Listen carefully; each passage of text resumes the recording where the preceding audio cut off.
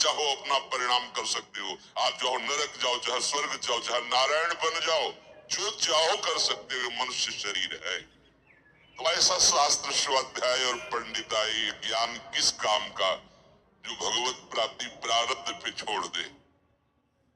तो कुछ जन हैं जो शास्त्र स्वाध्याय करके या संतों की वाणी सुनकर इस विचार में आते हैं कि मुझे क्या करना चाहिए, परिवार का पोषण या भगवत प्राप्ति। दो विभाग कर लिए इसलिए खतरा है, निर्णय नहीं कर सकता। और सही पूछो तो दो विभाग है नहीं, एक ही बात है। समझ जाओ तो वही भगवत प्राप्ति हो जाएगी। अब उसके विचार में आता है कि अभी तो ब्याह हुआ है, या अभी छोटे छोटे बच्चे हैं, या अभी बच्चों का ब्याह किया है, अभी नए हैं, क्या जाने संसार का मेरी आवश्यकता है, नहीं तो संसार इनको परेशान कर देगा। और वो अपने अहम जनित कर्ता भाव से ऐसा बंध जाता है कि निर्णय ही नहीं कर पाता।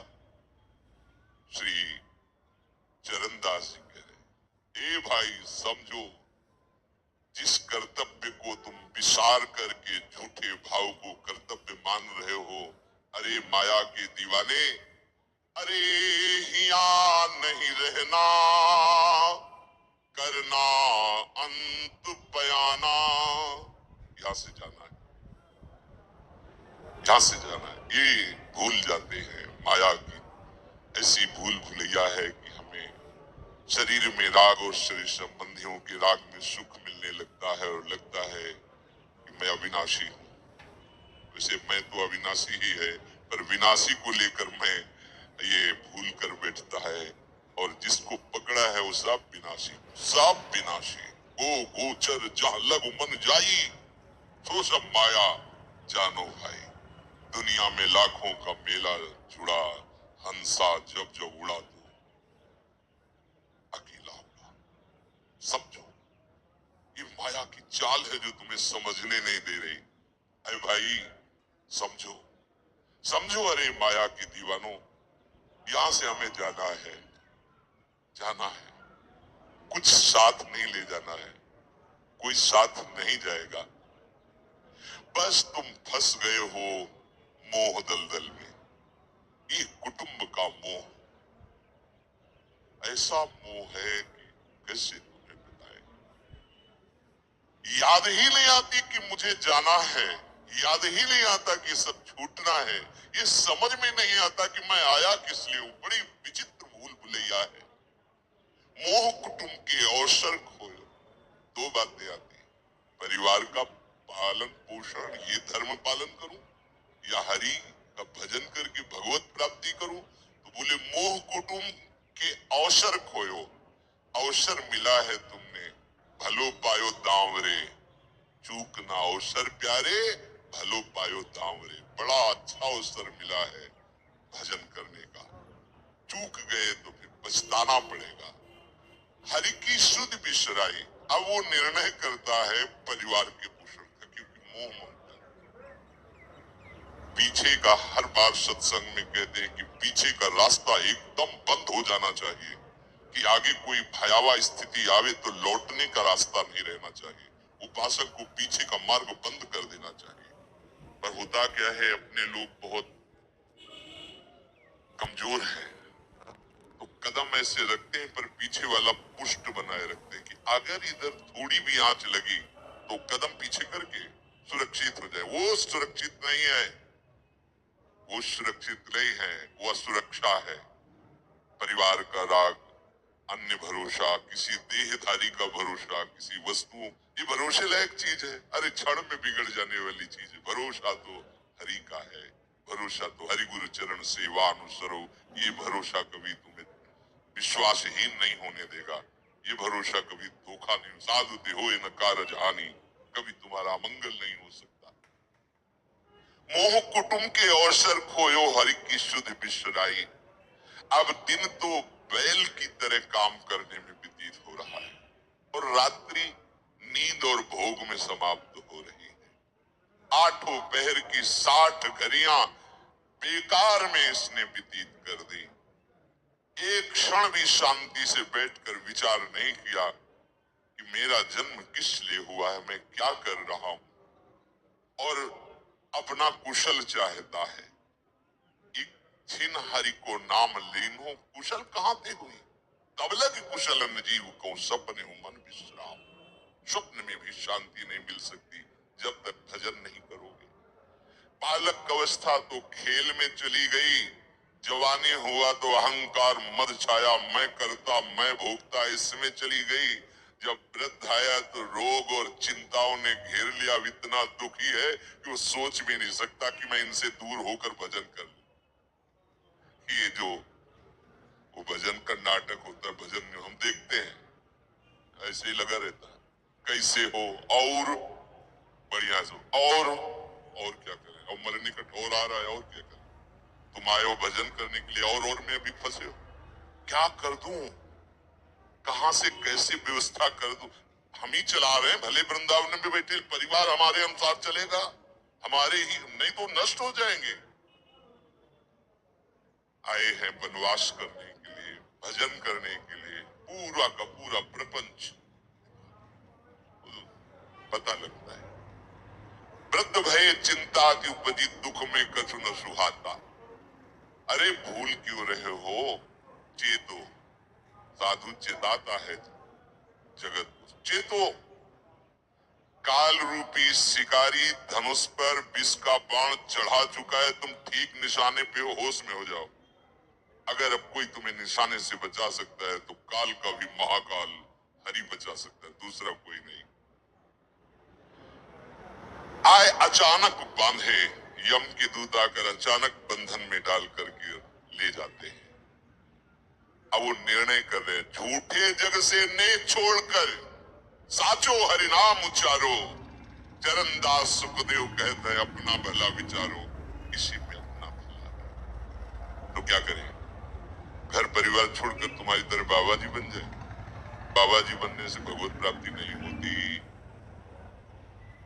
अगर आप बाबा जी बाहरी बात को ले रहे हैं तो उसको समझ लीजिए, बाबा जी बनने से भगवत प्राप्ति नहीं होती, प्रभु के होने से भगवत प्राप्ति।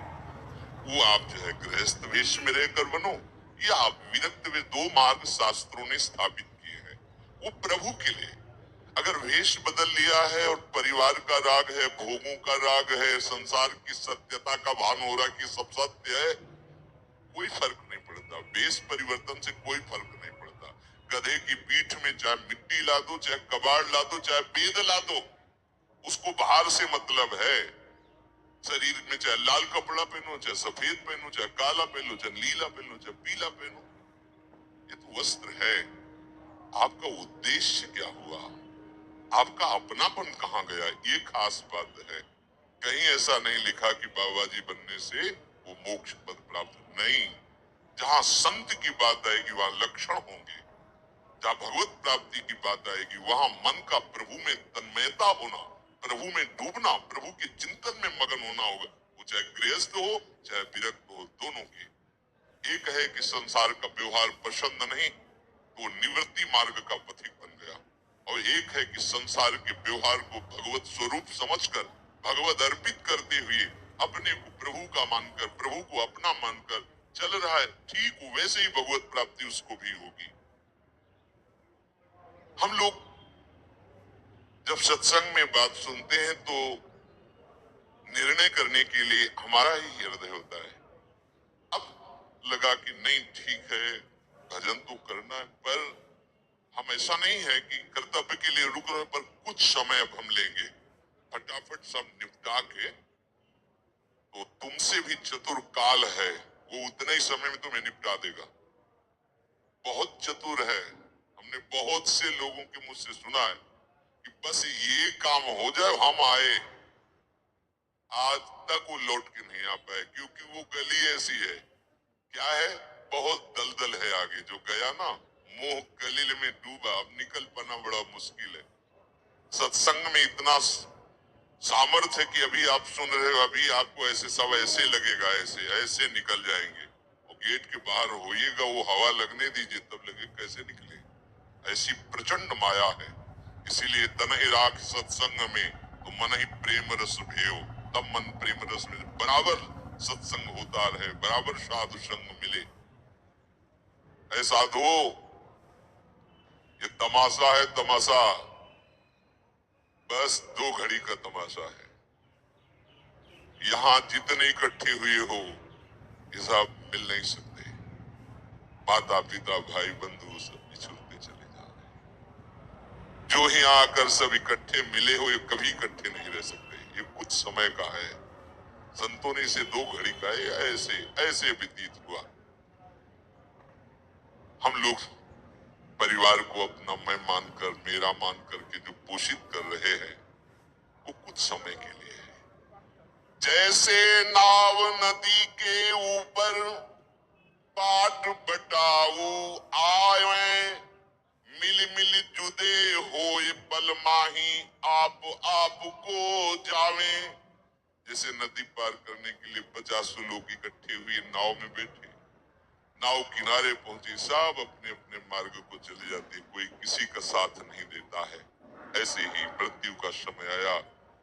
आप कितना भी प्यार करो, लौट के आपसे पूछने के लिए नहीं आएगा आप कैसे हो, या आपने कितना भी सबके लिए किया है, मोह से युक्त होकर अपना जीवन विशेष जीवन आपने दे दिया, लेकिन आपकी क्या दुर्गति होगी किसी को कोई परवाह नहीं है।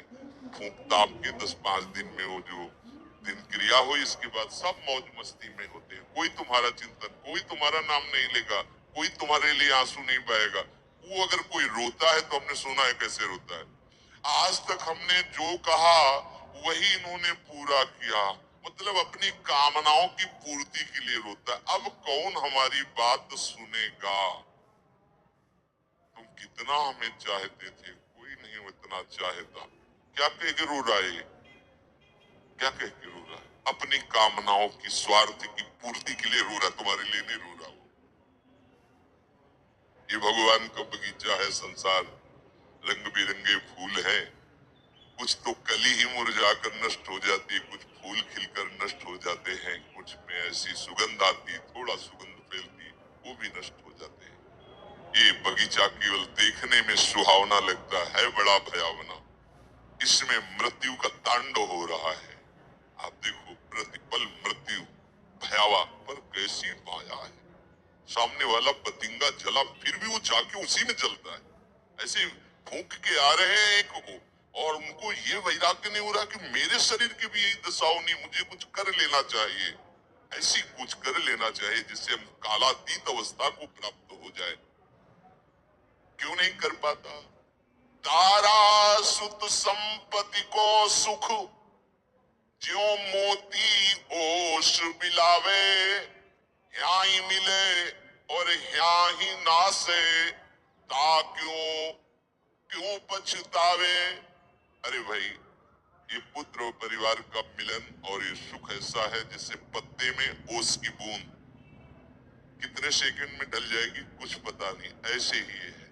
बड़े हर्षित हो रहे हैं, बाजे बजवा रहे हैं, बहुत दिनों बाद लड़का हुआ है, फूले नहीं समा रहे, और काल की अवधि बहुत अलू खत्म। अब वो बूंद जो है पत्ते में गिर गई। अब किस बात को लेकर यहाँ खुशी मनाई जाए, किस बात को लेकर हम यहाँ गर्व करें, बहुत सावधानी की जरूरत है। जो यहाँ मिला वो यही छूट जाएगा। आप जब जाओगे तो आपके साथ हरि भजन वो किया नहीं, आपके साथी हरि उनको माना नहीं, क्या करो, कुछ दे दे, क्या, सबको सुख देने की भावना, सब में प्रभु की भावना, जो भी तुम्हारे पास मन वचन कर्म से प्राप्त हुआ है वो सबको सुख देने के लिए है, सब में प्रभु है। ये बात समझ में नहीं आएगी, सबको क्यों सुख दें, क्योंकि सुख मिलना है। आप सिद्धांत समझो, आप सबके सुखों को खींच करके उनको दुख देकर सुखी होना चाहते हो, तो वो दुख लौट कर बड़ा भारी रूप रख करके आपको भोगना पड़ेगा। आप दूसरे को सुख दिए तो सुख लौट के बड़ा भारी सुख आपको देगा। ये सिद्धांत समझो ना, पर समझ ठीक है नहीं, तो हम दूसरे को दुख दे करके अपने को सुखी मानना चाहते, तो वो दुख बहुत बड़ा रूप रख के आता है और हम दुखी हो जाते। नहीं, आज तक तो सब लोग सुख के लिए ही कर रहे हो, तो सुखी हो जाना चाहिए। मतलब गलत है, कहीं न कहीं सिद्धांत गलत है। सत्संगति को लाभ बड़ो है, साधु भक्त समझावे, चरण दास ही राम सुमिर ले, गुरु सुख देव बतावे। चरण दास जी कह रहे, तुम्हारा परम हितकारी हरि है, उसी से नेह लगा लो, सदगुरु के वचनों पर विश्वास करो, प्रभु के नाम का निरंतर रटन करो। अब ये बात हमारी समझ में आई सत्संग के द्वारा कि हमारे जीवन के जो दो उद्देश्य बन रहे थे कि एक तो क्या करें, परिवार का पोषण करें या हरि भजन करें, तो दो भाव जो बने थे उनको तो मिटा दो, दो है ही नहीं। घर गृहस्थी में जो है बिल्कुल उसे बंधनकारक मत समझो, प्रभु का सब कुछ मानकर नाम सुमिरन करते हुए जो सेवा करो। अरे बड़ा आनंद आता है। आपको लगता है कि बैठकर भजन होता है, बिल्कुल ये मन की चाल है, नहीं होता। मन को भजन में नहीं लगाओगे तो चाहे पड़े रहो चाहे बैठे रहो, भजन नहीं होने वाला। और अगर भजन में लगाओगे तो फावड़ा चलाते हुए भजन होगा। जब नाम का अभ्यास करना था तो नई अवस्था थी, तो गुरुजन हर समय सेवा में लगे रहते थे। बड़ी बड़ी पत्थर की शिला आश्रम रहते, वो जमा कर खोद के बना बराबर करना, तुलसी का बगीचा लगाना, गेंदे का बगीचा लगाना, और वृक्षों को हैंड पैप से भर भर के पानी 100 बाल्टी खूब सींचना खूब, और उसमें भी नाम स्मरण करना। और जो पूर्व सदगुरुदेव भगवान थे बड़े ही बाहरी कठोर नियम वाले, और उस समय नाम का अभ्यास उसी समय करवाया गुरुदेव भगवान। ऐसे पूरे में सोने लगाना पड़ा। गुरुदेव भगवान की कृपा से समझ में आया। तो हमें लगता है कि कोई भी काम करते हुए भजन हो सकता है, कोई भी। अरे जब युद्ध हो सकता है तो और क्या बात है। अब बोलो आपका निर्णय कि मैं परमार्थ में जाऊं या व्यवहार ठीक करूं। हम कह रहे वो व्यवहार ही परमार्थ बना लो ना, भागने की जरूरत कहाँ है। और जब आपकी अरुचि बढ़ेगी, वैराग्य बढ़ेगा, तो तुम्हें कोई रोक नहीं पाएगा। वो तो स्थिति आएगी, अगर स्थिति के लिए बिना तुम भागोगे तो यहाँ के वही प्रपंच करोगे, यहाँ भी वही प्रपंच करोगे, भजन नहीं होगा। तो पहले तो साधक को इस बात को लेकर संदेह होता है कि संसार का व्यवहार करना कर्तव्य है या भजन करके भगवत प्राप्ति करना कर्तव्य। अब उसका सत्संग के द्वारा निर्णय होता है, चाहे शास्त्र का चाहे संतों का, कि नहीं नहीं मुझे तो इस जन्म में भगवत प्राप्ति करनी है। संसार के इन सब कार्यों को तो बहुत जन्मों में किया है, अब इस जन्म में भगवत प्राप्ति करनी है। ऐसा निर्णय सत्संग से होता है। जब ऐसा निर्णय हुआ तो भोग उसे कड़वे लगने लगे। इस शरीर का विलास, इंद्रियों का विलास उसको एक दुखद लगने, कैसे कैसे छोड़ूं, कैसे हटूं। अब उसी को वैराग्य कहते हैं। अब उसके अंदर वैराग्य बढ़ने लगा। जब वैराग्य बढ़ने लगा तो वो प्रभु की तरफ चलने के लिए उतावला हुआ। अब उसके सामने प्रभु की तरफ चलने के लिए जो बताने वाले वो शास्त्र हैं और वो संत जन हैं। अब इतने संत जन हैं कि उनकी सबकी अलग अलग साधना है, अलग अलग उपासना है।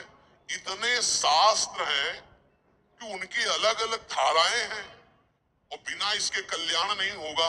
हर सब कोई कहता है हमारा मार्ग ठीक है, सब सिद्धांत कहते हैं इससे भगवत प्राप्ति, इससे भगवत प्राप्ति, इससे ऐसा, इससे। वो साधक फंस जाता है कि चलूं तो किसमें चलूं। उसके सामने साध्य और साधन विषय तरह तरह के भेद साधकों के द्वारा, संतों के द्वारा, भक्तों के द्वारा डाले जाते हैं सामने।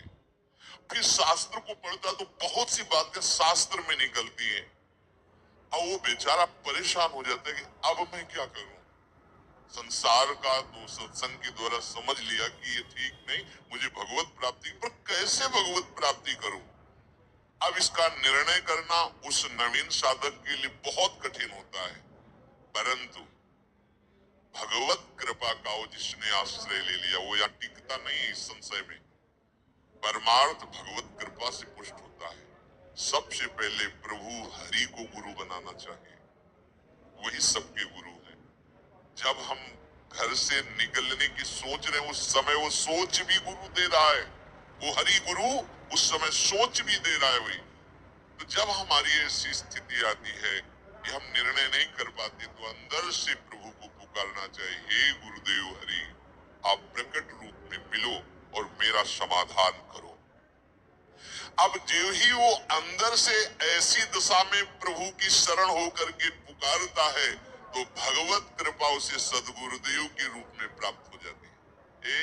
ये ओहो, जो मैं खोज रहा था वो मिल गया। वो अंदर से भगवान उसको वहां पहुंचा देते हैं, वो बात सुनवा देते हैं, वो संयोग बैठाल देते हैं, जिससे उसके सारे संशय नष्ट हो जाते हैं। अब वो संपूर्ण शास्त्र और संपूर्ण संतों के मत को प्रणाम करके अपने गुरुदेव की आज्ञा पर चलने लगता है। अलग अलग वर्णन है संप्रदायों के सिद्धांत, अलग अलग शास्त्रों की युक्तियां वर्णन है। हम कितनी युक्तियां कितनी चलेंगे तो एक युक्ति में ही। तो इतनी बात समझ लेना है कि हम प्रभु के अंश हैं, इसमें किसी भी संप्रदाय का कोई कटाक्ष नहीं। जीव प्रभु का अंश है, इसमें किसी भी संप्रदाय की कोई टिप्पणी नहीं है ना। ठीक है। दूसरी बात, संसार भगवान की माया है, सब संप्रदाय है ना। तो इस माया को त्यागना है, बात समझ में आ गई। तीसरी बात है भगवत प्राप्ति करनी है। ये तीन बातें किसी भी संप्रदाय में कहीं भी कोई काट नहीं इनकी। हम प्रभु के अंश हैं, ये संसार माया के द्वारा रचित है। संसार का, संसार के भोगों का त्याग करने वाला ही भगवत प्राप्ति के योग्य होता है। भगवत प्राप्ति करना हर संप्रदाय का लक्ष्य है, चाहे वो उपासना कुछ भी हो। संसार का त्यागना हर संप्रदाय का लक्ष्य है। कोई भी आप शास्त्र सिद्धांत या संप्रदाय देखिए, संसार के भोगों का, संसार की आसक्ति का त्याग, और हम प्रभु के हैं, ये सिद्ध बात है। किसी भी संप्रदाय में हो, जीव भगवान का अंश है, ये निश्चित बात है। तो ऐसा निर्णय गुरुदेव की कृपा से स्वाभाविक हो जाता है कि अब सब सिद्धांतों को भले सुन ले, लेकिन हमें चलना का हमें पता है। हमारे गुरुदेव ने हमें बता दिया है, हमारे माई श्यामा राज, हमें चलना। राहु को काहू मने दिए, पर मेरे प्राणनाथ श्री श्यामा शपथ करो दृढ़ छिए, मन क्रम वचन त्रिशुद्ध सकल मत, हम श्री हित हरिवंश उपासी, हा हरि रा राधा वा वृंदावन सा सहचरी। साधक की बुद्धि गुरुदेव के प्रताप से उपासना में निश्चल हो जाती है। एक एक बात को समझिए। प्रभु कह रहे, जिस काल में शास्त्रीय मतभेदों से विचलित हुई तेरी बुद्धि निश्चल हो जाएगी, परमात्मा में अचल हो जाएगी, उसी काल तू योग को प्राप्त हो जाएगा। कैसे होगी निश्चल? अगर हम शास्त्रों में भटकते रहो, कई बार समझने के बाद भी ये निश्चय होता था कि ये आश्रय ठीक है या अहम ठीक है। क्योंकि जब एक हम बहुत श्यामा वही ब्रह्म बहुत रूप, मैं भी तो ब्रह्म हूं ना। मैं भ्रम से अपने को अंश मान रहा हूं, भ्रम से अपने को जीव मान रहा हूं, भ्रम से अपने को शरीर मान रहा हूं, वही हूं। सेवक से विभाव बिन भाव न तरी उर्गान, काकुशने जी, बिना सेवक और स्वामी के भाव के संसार से तरा नहीं जा सकता। एक में है सेवक स्वामी भाव के बिना नहीं तरा जा सकता, और एक है कि जब तक सेवक स्वामी भाव भेद है तब तक अविद्या है, अविद्या है तो मोक्ष नहीं। बड़ा झंझट है, बड़ी समस्या है। उसका समाधान केवल गुरुदेव के वचन से, मोक्ष मूलम गुरु, वो बता दे। ऐसे चलो बस, दूसरे के लिए सुनना, दूसरा कोई गलत नहीं है। बहुत से मार्ग हैं, बहुत से संप्रदाय हैं, बहुत से सिद्धांत है। हम सब संप्रदाय, सब सिद्धांत, सब मार्गों को एक साथ नहीं निर्वाह कर सकते। एक मार्ग में चलेंगे तो जो हमें गुरुदेव मिले भगवत प्रेरणा से, उनके द्वारा बताई हुई साधन पद्धति में अपनी बुद्धि निश्चल कर दे। निश्चल कोटि जन्म लग रगर हमारी, बरऊ शंभुनता राहु कुमारी, इसे निश्चलता कहते हैं। इसे अटल कहते हैं। चाहे जितनी परीक्षा ले लो, चाहे जैसा दुख दे दो, चाहे जैसा प्रलोभन दे दो, लेकिन अब अपने प्रियाजू के गोरे चरणार बिंदु के सिवा अन्य आश्रय नहीं ले सकते। ये अचल बुद्धि हो गई। साधक की बुद्धि निश्चल हो जाती है कि अब तो मुझे केवल प्रिया प्रीतम का नाम रटना है, प्रिया प्रीतम की सेवा करनी, प्रिया प्रीतम के भरोसे में रहना और प्रिया प्रीतम के पास ही जाना है। ये निश्चय लगभग ऐसा तो हो गया होगा, क्योंकि सत्संग सुन रहे हैं बहुत काल से। कई बार सत्संग में का चित्त का समाधान हो जाना ही उपासना की परिपक्वता है। यदि आपसे कोई प्रश्न करे कि आपका उपासना का स्वरूप क्या है, तो श्री राधा जुग चरण निवास, बस आगे कुछ है ही नहीं। हमारा केवल उपास्य तत्व प्रेम, प्रेम का मूर्तिमान स्वरूप लाडली लाडली के गोरे चरणारविंद, बस। भजन साधन ये सब उनकी कृपा से हो रहा है। हमारा लक्ष्य केवल लाडली, भरोसा केवल लाडली, अपनापन केवल लाडली। अभी जीत गए, अभी जीत गए। ज्यादा जैसी तरीवन प्रपंच पंच सब काल प्याल को खायो, ये जी जान श्याम श्यामा पर कमल संग सिर नायो। मुझे प्रियालाल को प्राप्त करना ये दृढ़ निश्चय हुआ गुरुदेव की कृपा से। ऐसा दृढ़ निश्चय होने वाली बुद्धि को अचल कहते हैं। जब दृढ़ निश्चय हो जाता है तो साधन अब सिद्धावस्था में परिणित होने लगता है। ध्यान रखना, जब तक ये करें कि ये करें कि ये करें कि ये करें ऐसा चलता रहता है, तब साधक रहता है। और जब ये निश्चय हो गया है, अब उसका साधन सिद्धावस्था की तरफ जा रहा है, क्योंकि अब उसको निश्चय की जरूरत नहीं, वो हो चुका है। प्यारी जो वृंदावन धाम, नाम रूप लीला उनके गुणों का गायन, ये हमारा तय हो चुका है। इसमें कोई मिलावट नहीं होगी। अब साधन नहीं हो रहा, अब वो धीरे धीरे परिपक्व हो रहा है, गाढ़ हो रहा है, वो सिद्धावस्था की तरफ जा रहा है। तभी प्रभु कह रहे हैं कि बुद्धिस्तदा योग मवाप्स्यसि, अब वो योग को प्राप्त हो रहा है। निश्चय हो गया, अब योग को प्राप्त। देखो निश्चय है कि नहीं, ना हो तो कर लीजिए। अब हमें साधन संबंधी जिज्ञासा नहीं रहनी चाहिए कि मुझे क्या करना है। अगर ये जिज्ञासा रही मुझे क्या करना है, तो सब किया कराया माटी हो गया। मुझे क्या करना है? प्रियाजू कहूं, प्रियाजू के लिए श्वासें, प्रियाजू के लिए शक्ति है, उन्हीं के द्वारा दी, उन्हीं की, चाहे गृहस्थी में हूं चाहे विरक्ति में हूं, प्रियाजू कहूं, प्रियाजू के लिए चेष्टा करूं। प्रियाजू ही हमारी मालिक है, हमारे जीवन का पूरा अधिकार प्रियाजू को है। अब वो दुख दे सुख दे, लाभ है हानि है, दुर्गति है, नरक है स्वर्ग है, इसकी मुझे कोई परवाह नहीं। इतना तो निश्चय हो जाना चाहिए, और इतना निश्चय हो जाए तो भगवान से भी कृपालु हमारी लाडली जी है। भगवान को बहुत करुणा समुद्र कहा गया है भी, लेकिन उस करुणा समुद्र का गाढ़ रूप श्री लाडली जी महाराज है। अरे इनके भरोसे हो जाने पर अलबेली सरकार है, कहीं आज तक, पर जल्दी कोई भरोसा इधर का पा नहीं पाता, क्योंकि ये एकांतिक महल है, और जिसे भरोसा मिल गया निहाल हो गया, निहाल हो गया। अब उसे प्रियाजू के साथ नित्य संयोग का अनुभव होने लगेगा। ध्यान दीजिए, बुद्धि का निश्चय, उपासना का परिपक्व अवस्था की तरफ पदार्पण हो रहा है। अब उसे प्रतिपल लग रहा है कि प्रियाजू हमारे साथ है। लग नहीं रहा है, छिन छिन बिहरत संग, सेवक जी कह रहे, छिन छिन बिहरत संग, छिन छिन निरखत प्रेम भरी, और छिन जस कहत अभंग, ये जो कृपा हरिवंश की। निश्चय में जितनी कमी होती है भगवत प्राप्ति में उतनी ही देरी होती है। निश्चय में जितनी कमी होती है भगवत प्राप्ति में उतनी देरी होती है। क्रिया से भगवत प्राप्ति नहीं है, निश्चय से भगवत प्राप्ति है। निश्चय गुरु कृपा से होता है, गुरु वचनों से होता है, सत्संग से होता है।